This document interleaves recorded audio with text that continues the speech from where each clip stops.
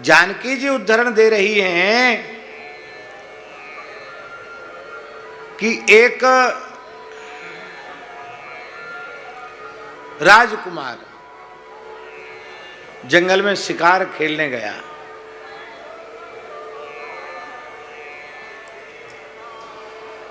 अस्त्र शस्त्र उसके समाप्त हो गए। एक सिंह ने उसको खदेड़ा। अब हथियार तो है नहीं, बाण समाप्त हो गए, धनुष टूट गया है, क्या करे बेचारा, निहत्था है। तो अपनी प्राण रक्षा के निमित्त वह युवक पेड़ पर चढ़ गया। और पेड़ पर जब चढ़ गया तो एक कहावत है, इधर गिरे तो कुआं और इधर गिरे तो खाई।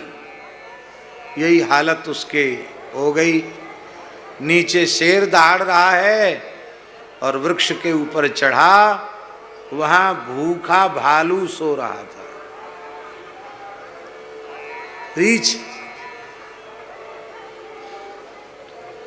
अब तो बेचारा ऐसे ऐसे कांपने लगे। ले साहब, यहाँ से प्राण बचे, यहाँ है तो यहाँ ये खा जाएगा।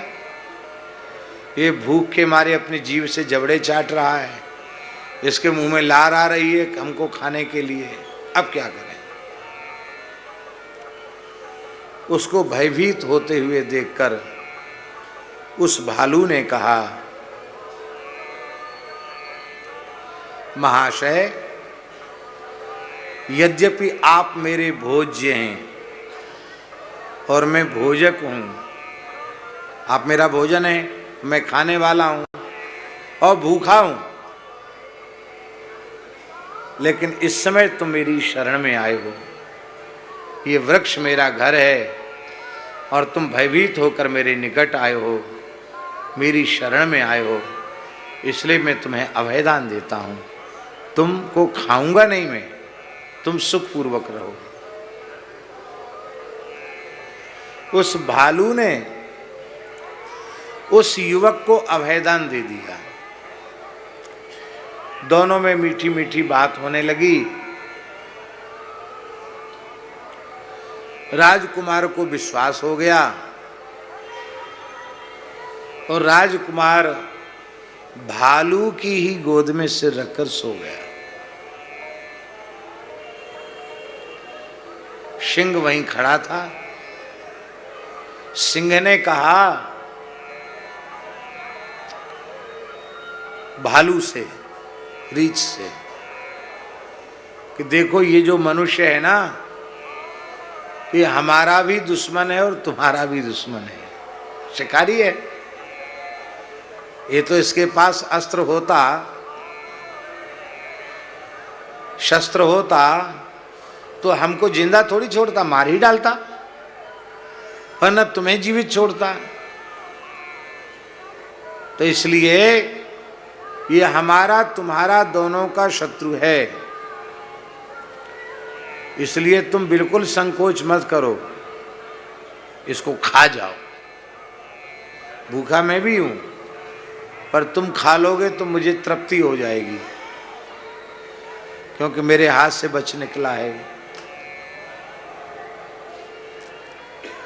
आओ। श्री सीताराम जी महाराज की जय। जय जय श्री सीताराम। आओ विराज।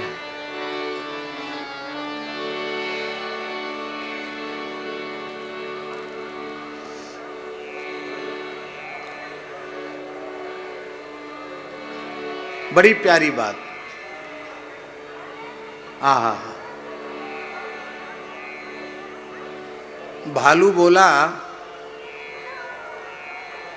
कि मैं किसी भी अवस्था में शरणागत की रक्षा करूंगा। मैं भूखा हूं, भले ही भूखा मर जाऊं, पर मैं शरणागत का वध करूं, उसका भक्षण कर जाऊं, ये नहीं। इसलिए तुम हमको धर्म भ्रष्ट मत बनने की सलाह दो।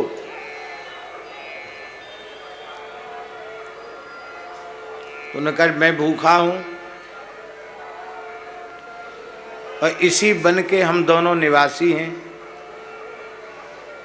तुम इसको ऐसा करो, इसको धक्का दे दो ऊपर से, ये नीचे गिर जाएगा, हम खा लेंगे। बोले मैं धक्का भी नहीं दे सकता और स्वयं भी नहीं खा सकता, क्योंकि मैं स्वयं मारूं या इसको मरने के लिए छोड़ दूं, ये दोनों ही शरणागति के धर्म के सर्वथा विरुद्ध हैं, इसलिए मैं ऐसा नहीं कर सकता।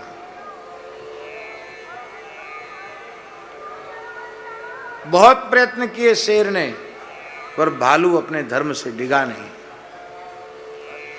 थोड़ी देर बाद जब राजकुमार की निद्रा पूरी हुई, पर्याप्त विश्राम उसे मिल गया, तो वह उठकर बैठ गया। और अब तो मित्रता हो चुकी थी, मित्रता में तो भय संकोच रहता नहीं है।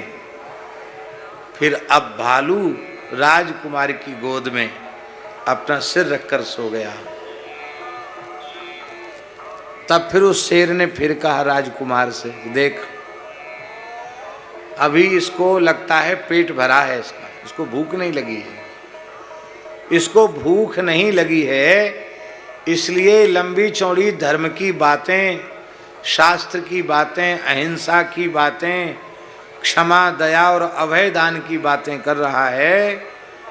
ये सो कर जगेगा, भूख लगेगी तुमको खा जाएगा, तुम्हारे प्राण तो बचने वाले हैं नहीं। एक उपाय है, इसको अपनी गोद से धक्का दे दो,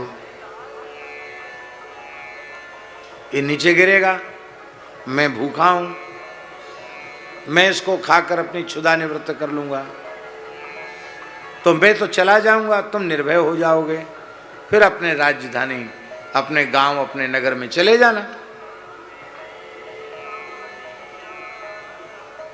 पर वो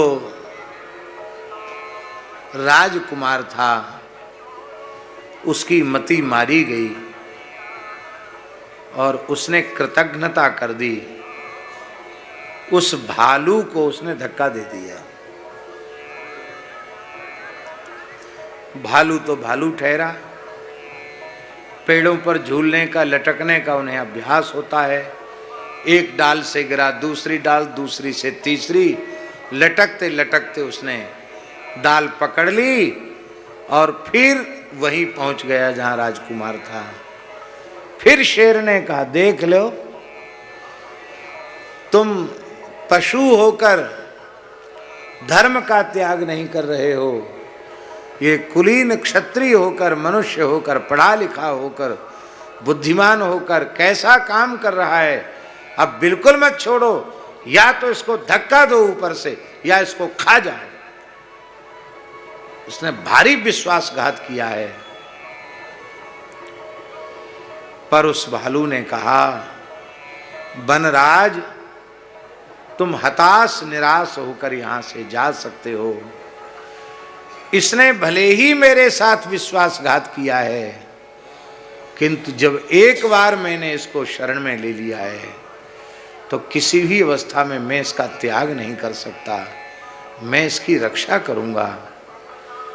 किशोरी जी ने कहा, हनुमान जी जब पशु योनि में, भोग योनि में पड़े हुए जीव अपराधी के भयंकर अपराध करने पर भी उसको ध्यान में नहीं देखते हैं, केवल अपनी दया, अपनी कृपा, अपनी करुणा पर ही ध्यान देते हैं, उस जीव के अपराध पर ध्यान नहीं देते हैं, तो तुम आर्यपुत्र प्रभु श्री राम के चरण सेवक होकर इन राक्षसियों पर कोप कर रहे हो, इनका वध करना चाहते हो, ये तो आपके लिए उचित नहीं है।